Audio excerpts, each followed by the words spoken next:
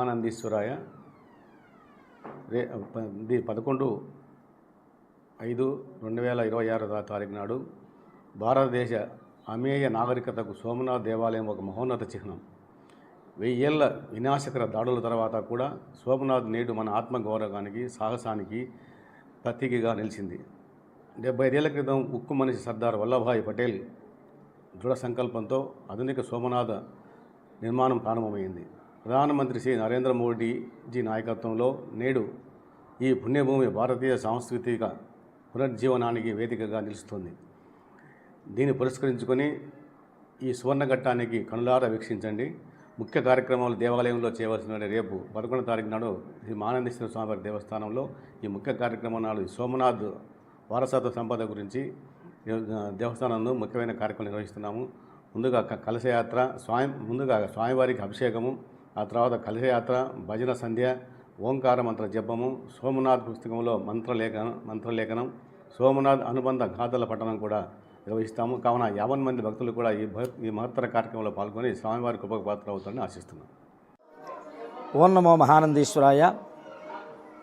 మన భారతదేశంలో ప్రముఖమైనటువంటి శైవ క్షేత్రాలలో ఒకటి మరియు 12 జ్యోతిర్లింగాలలో ప్రముఖమైనటువంటిది అయిన సోమనాథ క్షేత్రాన్ని ముష్కరులు దాడి చేసి 1000 సంవత్సరములు పూర్తి అయిన సందర్భంగా, అలాగే ఆ యొక్క సోమనాథ ఆలయాన్ని పునర్నిర్మాణం చేసి సర్వాంగ సుందరంగా తీర్చిదిద్ది భక్తులకి అందుబాటులో తెచ్చి 75 సంవత్సరములు అయిన సందర్భంగా కేంద్ర ప్రభుత్వము మరియు రాష్ట్ర ప్రభుత్వముల యొక్క ఆదేశం మేరకు ఎల్లుండి మహానంది క్షేత్రంలో ఆ యొక్క క్షేత్రం యొక్క ఔన్నత్యాన్ని అందరికీ కూడా తెలియజేయాలి అనేటువంటి సంకల్పంతో ఆలయ కార్యనిర్వహణాధికారి ఎన్ శ్రీనివాసరెడ్డి గారి ఆధ్వర్యంలో ఉదయం శ్రీ కామేశ్వరి సమేత మహానందీశ్వర స్వామి వార్లకు ప్రత్యేకంగా సోమనాథ స్వామి యొక్క సంకల్పాన్ని చేసి అభిషేక అర్చనలు చేసి అనంతరం కలశములు తీర్థములతో క్షేత్రంలో ఉన్నటువంటి 4 మాడవీధుల గుండగా మహిళా భక్తులు ఇతర భక్తులతో కలిసి